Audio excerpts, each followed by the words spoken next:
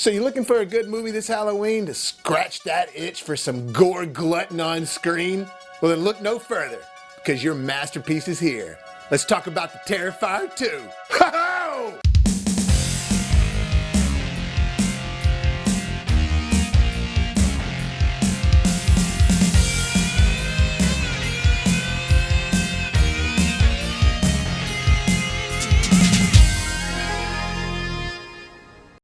What up, guys? Bobo here with BrassReel Brothers. Thanks for joining for some more popcorns. Well, it's Halloween, guys, and I'm telling you what, last night I got to see the Terrifier 2, one of 2 night screenings they're going to have in the theater before it just goes directly to streaming platforms. I think it's going to Screambox.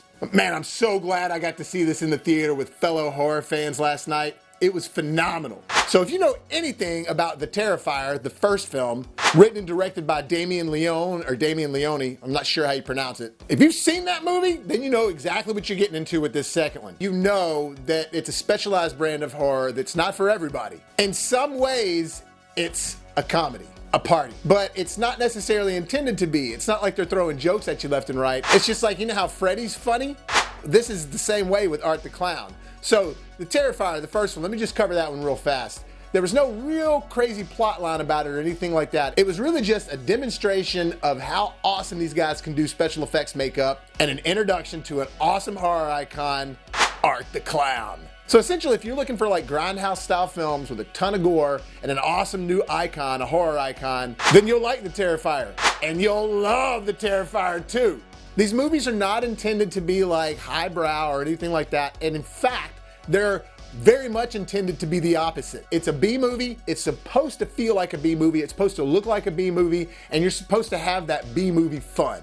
And they've been talking about this sequel for a long time because the Terrifier has sort of become like a cult classic, especially for like this hacksaw scene where he chops this girl in half, like all the way down the center. Literally, the first Terrifier movie is like known for that scene, all the gore, and Art the Clown. But this one brought a little bit something extra to the table. Had a little bit more to the story. It definitely had a lot more going on location-wise. It was bigger in budget, it was bigger in scope, all that. But I have to admit, there was a part of me that was a little worried that it wasn't gonna live up to that first one just because the first one was so shocking.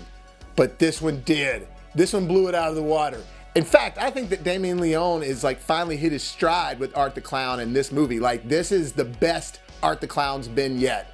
And I talked about this in my out of the theater reaction I did, but for me, the comparison to this movie to part 1 is sort of like the way Phantasm 2 feels to Phantasm 1. Now don't get me wrong, the movies are nothing like each other as far as like what goes on inside them, but the way that they feel, or the way that they're made, just the tone of it, the look of it, the Grindhouse grit of it. And the first Phantasm had a very low budget, but it developed this cult following over the years to where people started loving it. And then when the second one came out years later, a ton of people went to go see it in the theater, and it had a huge budget at this point. And that one has become people's favorite one. And I feel like this Terrifier movie, Terrifier 2, is gonna be that for this franchise. People are like, oh, this was so awesome, and it lived up to everything you were wanting. You can tell they really spent a lot of time working on this just for the gore effects alone. If you think that they couldn't top what they did in Terrifier 1 with chopping that girl in half with the hacksaw, you're wrong. They did it in this, and they did it multiple times. But not only did he up the gore, he upped Art the Clown. Art the Clown was so funny in this movie, and it wasn't just cheap and like, oh, here we go, something he's gonna, oh, insert joke here after he kills someone. No, he has all this personality. He's so funny and charming and likable in a weird way, to where instead of fearing what he's gonna do to his victims, you're like getting pumped up for it because it's kind of like a joke. And he treats his murders like they're jokes. Like when he gets done killing somebody, he'll be like, and it's hilarious. I loved it. And in fact, this movie added more lore to the character of Art the Clown, to the Terrifier franchise, and it made me look at the first movie now in a little bit different light. I like the first one more now because of this movie. But it's ultra Grindhouse. When I say ultra Grindhouse, I mean it. The way it looks, feels, I mean, you can almost smell it when you're watching it.